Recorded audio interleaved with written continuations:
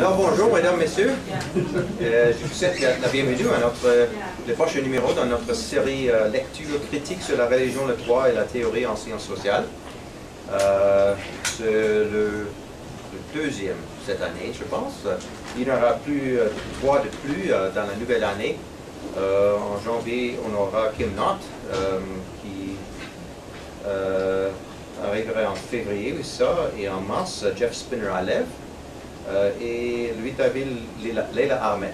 Donc, c'est quelque chose qui est arrivé. Mais aujourd'hui, nous avons Danielle Hervé-Luger et je vais avoir le plaisir de la présenter bientôt. Mais d'abord, il faut remercier quelques-unes qui ont parrainé et qui sont responsables de l'organisation de cette série. Ce n'est pas moi, évidemment.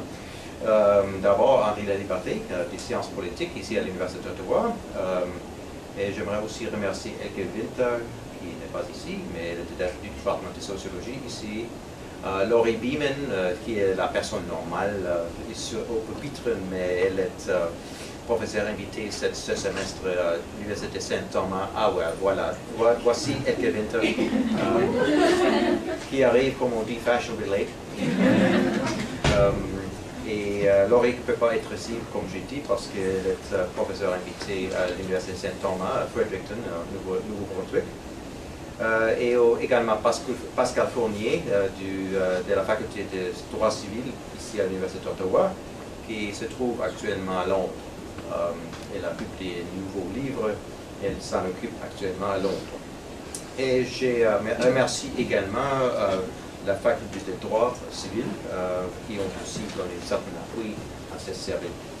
Donc, c'est une formalité. Maintenant, j'aimerais présenter notre conférencier, Danielle Hervé-Luger. Elle est diplômée de l'Institut d'études politiques de Paris, licenciée en droit de la faculté de droit de Paris, docteur en sociologie de l'école pratique d'autres études, vice-action, docteur d'État en lettres et sciences humaines.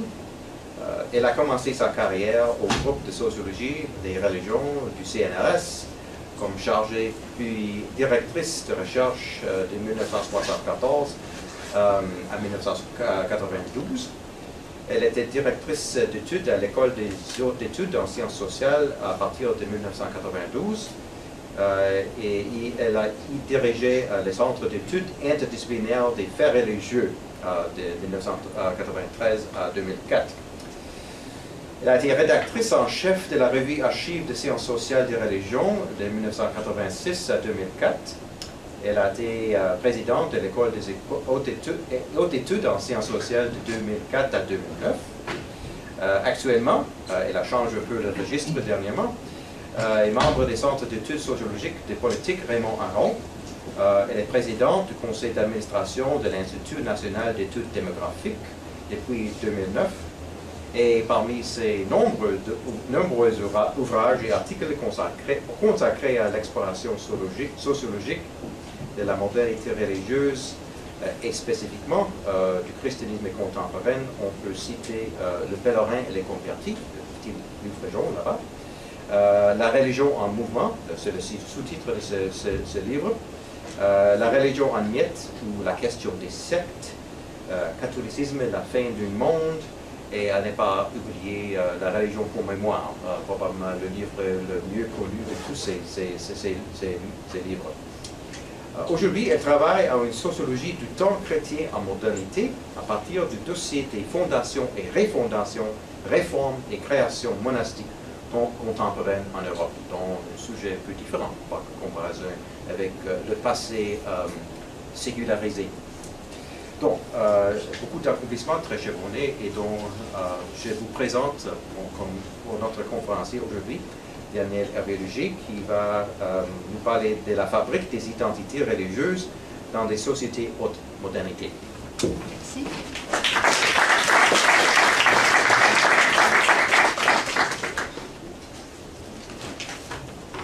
Merci. D'abord, je voudrais vous remercier de m'avoir invité. Je suis toujours très heureuse de venir au Canada. Je viens souvent, mais c'est la première fois que je viens à Ottawa, donc c'est une première pour moi ici. Je remercie donc tous ceux qui ont pris en charge l'organisation de ce voyage et en particulier Lise, avec qui j'ai correspondu sur toutes les affaires pratiques concernant ce voyage. Alors, ce que je vais faire ici, c'est au fond reprendre un certain nombre de thèmes qui tournent autour de la modernité religieuse, puisque c'est mon domaine de recherche privilégié. Vous m'entendez suffisamment? Je parle suffisamment fort? Un peu plus fort? Bien. Et donc, en essayant de réfléchir, au fond, au paradoxe de la scène religieuse contemporaine. Le paradoxe de la scène religieuse contemporaine, il est le suivant. C'est que d'une part, on a depuis de longues années, en tout cas certainement depuis la fin de la Seconde Guerre mondiale en Europe et aux États-Unis aussi, on a étudié, mesuré, analysé la décomposition ou au moins l'affaissement des grands systèmes religieux institués. On a partout observé que leur capacité d'emprise sur des sociétés entrées dans l'âge démocratique du triomphe de l'individu tendait à diminuer. Donc d'un côté, donc, le constat d'un affaiblissement de la place de la religion dans nos sociétés démocratiques modernes. Et de l'autre côté, et c'est là qu'est le paradoxe, on observe également, depuis un petit peu moins longtemps, certainement en tout cas depuis le tournant des années 70, le retour en force de la question religieuse sur la scène publique. Voilà au fond le paradoxe principal, avec d'ailleurs l'observation que ce retour en force de la question religieuse sur la scène publique se manifeste en particulier dans la montée de revendications identitaires nourries par la religion et qui peuvent devenir source de confrontations violentes. Comment donc faire sens de ce paradoxe qui est donc d'un côté l'individualisation et l'affaiblissement de l'emprise du religieux dans les sociétés et en même temps cette présence massive. Il y a une première manière de régler son compte à ce paradoxe qui consiste à imputer chacune de ces tendances, renforcement des identités religieuses ou au contraire affaissement de la présence du religieux, de les imputer de façon exclusive à un monde social ou à une culture donnée. Il y aurait d'un côté les sociétés démocratiques où on observerait l'affaiblissement de la présence sociale du religieux, et puis de l'autre côté il y aurait un monde où évidemment la cible visée est l'islam, un monde dans lequel au contraire on verrait fleurir ces identités. On sait que cette manière de partager en quelque sorte l'espace d'observation aboutit à transformer ce paradoxe en principe d'un choc inéluctable des civilisations. C'est, je crois qu'on peut le dire brutalement, c'est une approche extrêmement simpliste et qui ne tient pas une minute si on observe ce qui se passe en fait dans chacun de ces deux mondes supposés antagoniques. D'une part, les mondes musulmans, et je les mets au pluriel, sont traversés par des dynamiques complexes de modernisation et de démodernisation, en même temps et dans une même société. Et de l'autre côté, les sociétés occidentales ne sont pas du tout exemptes du retour des identités, du retour de l'ethno-religieux, alors même qu'elles sont en effet, inégalement certes, mais toutes, jusqu'à un certain point au moins, des sociétés sécularisées. Ici, je n'évoquerai que le dernier cas, c'est-à-dire la dynamique de ce paradoxe dans les sociétés sécularisées occidentales. Et je laisse de côté l'autre volet, puisque ce n'est pas directement mon domaine de recherche. C'est donc des sociétés ultramodernes que je vais parler ce soir, en ayant précisément en vue de montrer comment, contre toute attente, ces sociétés dites sécularisées sont en réalité, elles aussi, travaillées par cette double tendance, et donc rendent nécessaire l'élucidation de ce paradoxe. Commençons, si vous voulez bien, par revenir sur ce fameux processus de la sécularisation, puisqu'il est le point de départ obligé, nous disions à l'instant avec Peter qu'on finissait par en avoir un peu assez quand on le tourne dans tous les sens depuis 40 ans, mais enfin, il reste le point de départ obligé de notre réflexion sur la modernité religieuse, à savoir la sécularisation. De quoi s'agit-il exactement? Plus précisément, revenons sur le lien qui a été établi de façon tout à fait solide par les sciences sociales entre la modernité et l'émancipation à la fois individuelle et collective de la tutelle des systèmes religieux dans les sociétés qui relèvent de cette modernité.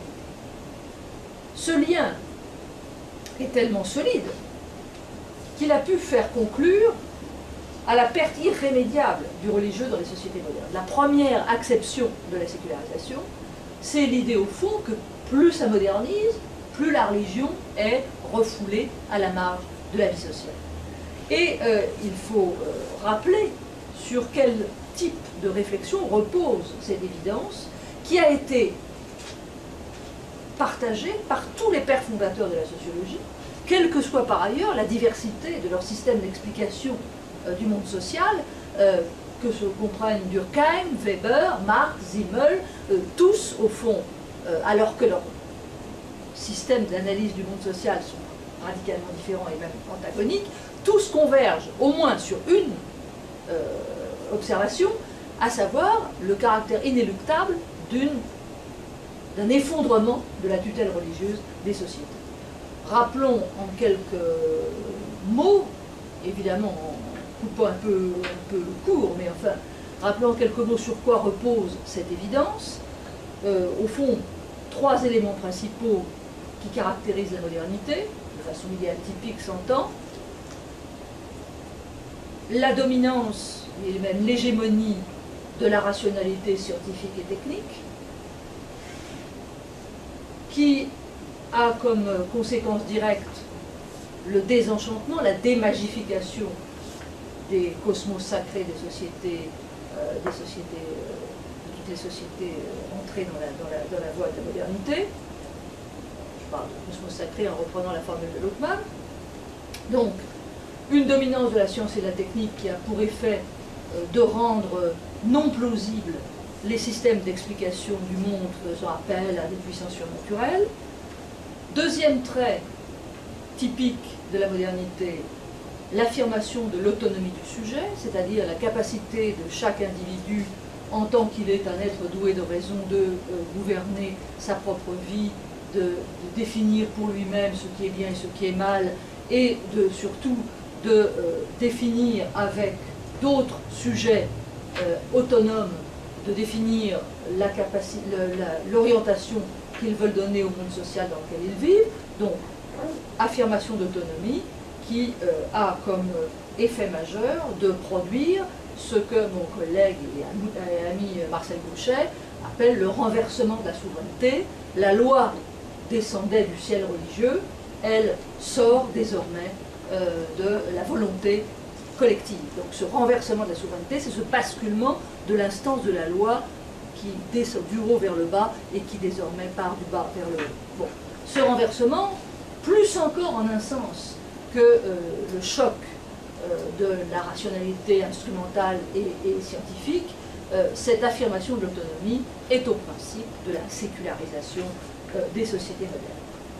La conséquence de ce double mouvement, c'est que dans les sociétés entrées dans ce processus, les institutions se différencient, elles deviennent autonomes jusqu'à un certain point les unes par rapport aux autres, le religieux se sépare du politique, l'économique se sépare du domestique, l'art sort de la religion, bref, chaque sphère d'activité humaine fonctionne selon un registre de rationalité qui lui est propre, ce qui n'exclut évidemment pas des influences réciproques, mais le dispositif d'autonomie de chacune de ces sphères étant reconnu, la religion elle-même devient une activité sociale parmi d'autres qui elle-même devient pour les individus optionnelle. C'est-à-dire qu'on peut parfaitement être un excellent citoyen, un père de famille respectable, mère de famille respectable, tout autant un être doté de capacité d'entreprise économique, etc., sans que pour autant l'appartenance religieuse et les choix religieux entrent en ligne de compte dans la reconnaissance sociale